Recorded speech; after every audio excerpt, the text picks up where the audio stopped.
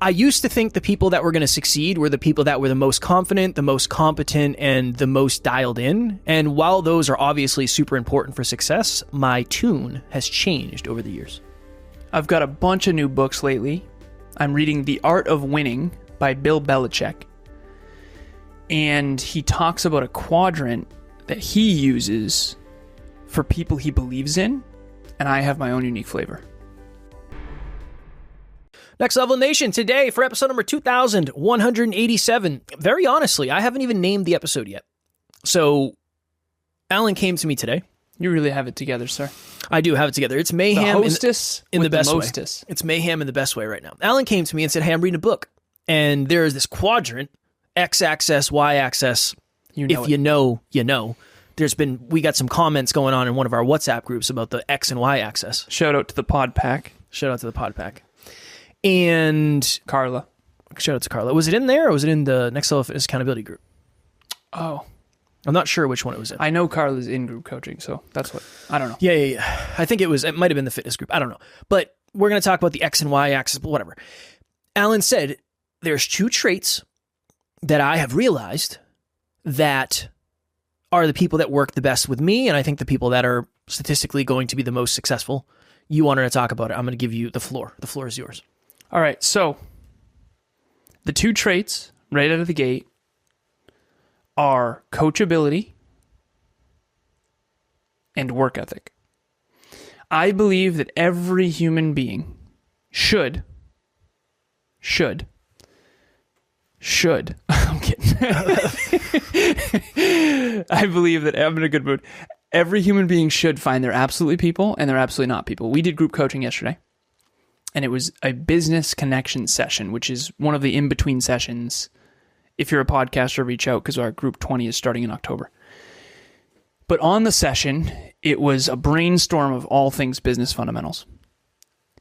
And I talked about you're absolutely people and you're absolutely not people. So I'll speak for me specifically.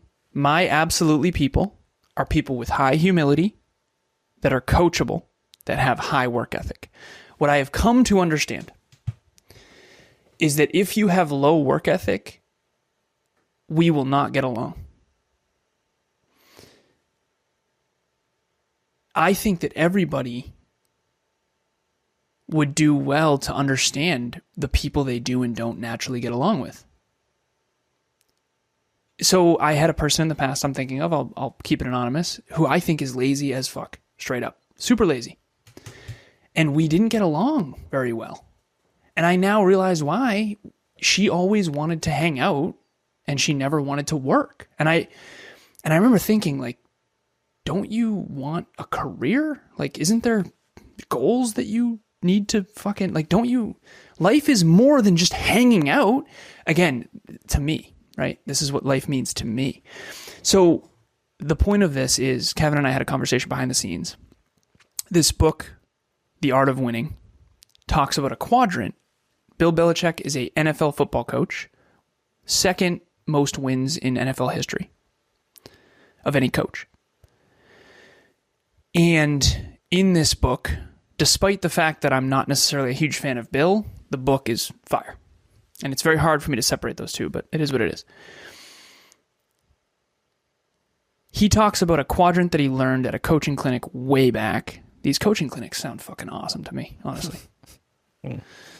And he learned about a quadrant.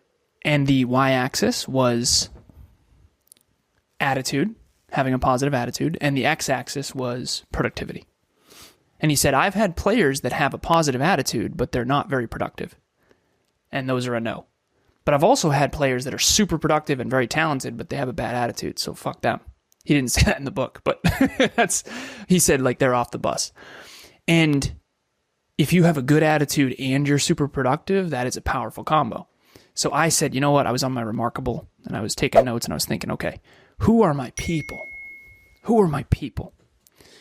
My people have high inward humility. They know they don't know. They don't have inflated self-worth. They are super coachable. They want to learn. They know that what they know is limited and what they don't know is limitless.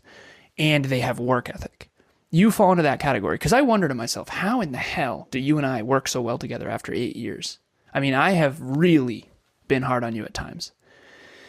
And usually when I'm hard on people, because when you're a leader, you basically have to be the pain in the ass of the standards. If you have higher awareness, you'll have higher goals. If you have higher goals and a bigger vision, you have to have higher standards. You have to push progress forward. You have to. And a lot of people love coast mode.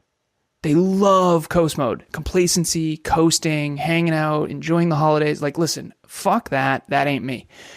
I'm going to always push. Always. 24/7, 365. We got to push. We got to grow. We got to next level, next level, next level, next level, next level, next level, next level, next level. And I'm not resting on any fucking level. That ain't me. So people don't like you. And it's understandable. Most people don't like you. Okay? If you don't have goals, you don't have humility, you're not coachable, and you don't have work ethic, you will not like Alan Lazaros. That is fine. That's totally fine. I finally feel fine with that. It took me years for that. Decades, really. But I do believe that if you are coachable and you have high work ethic and you have a good leader in your corner who wants to see you win and who challenges you, it's called positive challenge. They believe in you, so they challenge you. If I didn't believe in you, Kev, I wouldn't challenge you. There'd be no point. If I didn't believe in what you're capable of, I wouldn't waste my fucking breath. So someone who believes in you. So the right leader, coachability, and work ethic is a fucking powerful combination and conversation. Nice. Well framed. You see what I did there? I think it's a really good perspective, because at the end of the day, you're not going to be able to accomplish it by yourself. And essentially, in order to achieve a level of success that you have not gotten to yet, you're going to have all of your beliefs challenged, re-challenged, and re-challenged forever. Forever, forever, forever, forever. If the only way for you to be successful is to be right, you are fucked. 100%. You are in so much trouble. Yeah, you're into that. You're in so much. What are the odds you actually know exactly how to succeed already? If you knew how to succeed already, you'd be more successful than you are, and or we just have to factor in time. But that's not how it works for most people. We had someone in group coaching one time. Oh, I love it. And we were talking about habit tracking. I love it. That was the thing, right? This was before it was the Next Level Podcast Accelerator, starting October 7th. If you're interested, discount code NLU listener, 30% off. We want you. Let's do it. Let's get to the next fucking level. You have high humility and work ethic and you're coachable. If not, you're not for us. This was when it was holistic personal development coaching. Mm-hmm. And we were talking about habits and tracking habits. And somebody said, well, honestly, I feel like I should be leading this. I feel like I should be leading this group coaching. It's like, Kev was like, you better put some respect on it. Yeah, you better put some respect on it. I said, listen. Put some respect on my name, Kev says. When you start getting higher than like 50, 60% tracking your habits, you can. You can lead a group coaching. Until then, though, you got to get your shit together. What do you mean? You're not going to lead this. You can't lead me. You haven't gone to the places I've gone. How can you lead me? That's not fair. Nice. That's not fair. Tell him. This person wasn't very coachable. That wasn't humility. Between you and me, and Kevin doesn't like to do this. I don't like to but do I'm this. going to challenge him. He doesn't like to do this. If you had to bet on her being very successful. No. Okay. No. Same. Not going to happen. Why? Because I have actually worked with this person behind the scenes. Every time I challenged their thinking, they gave me reasons why their thinking was more correct than mine. And look, if you're asking me about parenting, or you're asking me about planting, or you're asking me about carpentry, don't ask me. Don't ask me. I don't know. If you're asking me about podcasting, if you're asking me about speaking, if you're asking me about coaching, I've done more than that person has. I, at that point, had done more than they will ever do. For sure. Nice. I'm ahead. That's why you hired me. You hired me to tell you the truth. Do I know everything? Absolutely not. But if every time I say, I feel like we should try it this way, you say, here's a list of 5 reasons we shouldn't. Where are you getting these reasons from? I don't understand. Can you give us one? No, this was years ago. This was years and years and years ago when I worked one-on-one with this person. And again, I have love for this person. I enjoyed working with them. They weren't like negative towards me, but that was a really good highlight in group coaching of the type of character. I don't mean in that way, but this person was somebody who thought they should be way more successful. They thought they worked really, really hard. They had excuses for why they weren't successful. And when you tried to highlight areas of improvement, they immediately got defensive. And those are not traits of somebody who's going to end up being successful. AKA, she was not coachable, and she did not have high work ethic. No, not high enough for the goals, no. One of the things that I've found really interesting, the people who think they have high work ethic usually don't. That person I talked about anonymously earlier, I think she thinks she's hardworking. I think it depends on where you start from. Because I think I have high work ethic. Okay. Yes. And I do too. That's why but that's a high self-awareness thing. It's like when you talked about, well, you're not really allowed to say you're humble. Yeah. So it's one of those paradoxes of a paradox, and that's why I think we come off so fucking inaccurate sometimes. Well, what about you, Alan? Because you think you have high work ethic. I actually don't. I actually think I am lazy as shit. But I think that's good. I think I have high work ethic. But compared to who?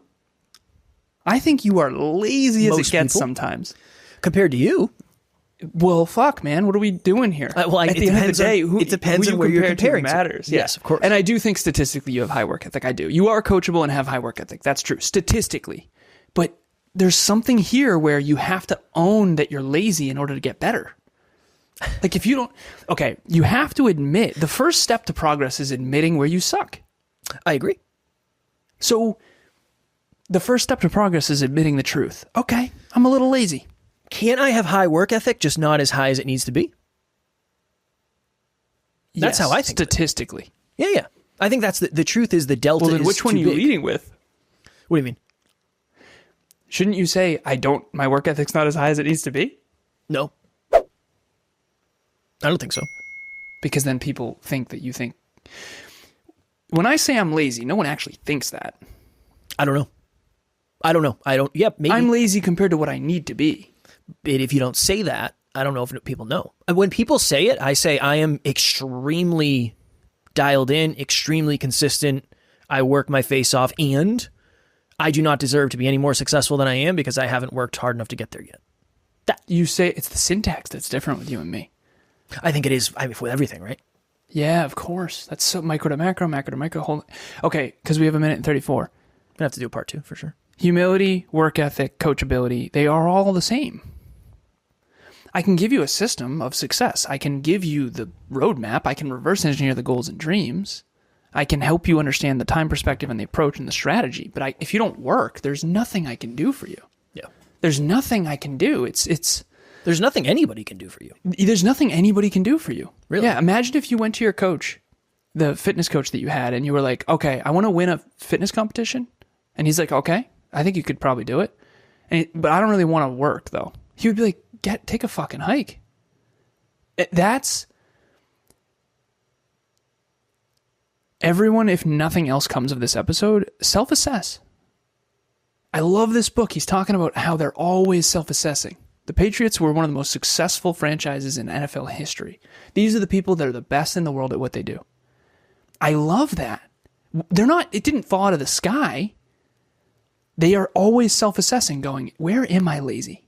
Where am I undisciplined? Where am I unfocused? Where am I not focused enough? Where can I do better? The progress comes from saying, he used an example of Tom Brady, and he said that every time we won, Tom Brady didn't think we won by enough margin. He said we should have scored at least 14 more points. And even when you win, you got to look at where you sucked. That's really important for growth and for success. But to your point, syntax matters. Do you look at where you sucked first or where you were good first? I think it depends on the person.